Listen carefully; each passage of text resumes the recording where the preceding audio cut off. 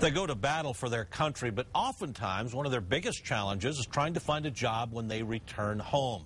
Recent statistics show that today's veterans endure a jobless rate that is way above the national average. And joining us on this Veterans Day to talk more about it is retired Major General James A. Spider Marks. Good morning, sir. Thank you for being with us, and thank you so much for your service. Good morning, and thanks very much. Well, first of all, I want to know, how bad are the numbers out there as far as the veterans and unemployment? It's about twice the national average. That's the bottom line. National average is around 10%. Unemployment for these great veterans coming back from Iraq and Afghanistan hovers over 20%. Why is that? What is the problem with getting these men and women back to work? I really think there's two factors. One is the economy is not great. We all know that. And so the environment into which these great young men and women are walking to try to start the second phase of their life, if you will, is not good. It's not receptive. Jobs aren't there. The second part is there are a lot of them. I mean, we've been at war now for 8 years, beyond 8 years.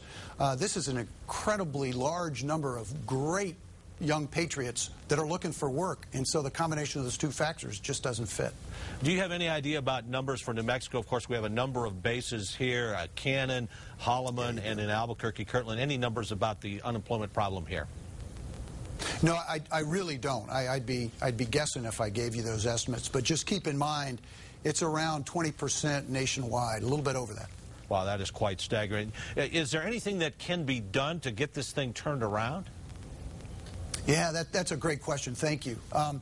There really is. Number one is, I think quite simply, employers need to understand, and frankly, I think they do, but they need to put value on service.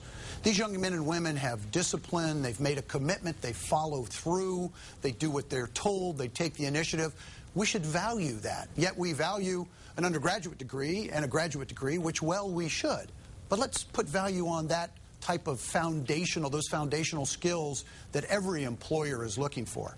And then the second thing is, I represent an organization called callofdutyendowment.org. It's a wonderful organization that has put forward $1 million. I didn't stutter here. $1 million as catalyst, seed money, to generate some interest and to help facilitate the transition of our great veterans back into the workforce. And we're looking for other industries and businesses to pick up and match that money.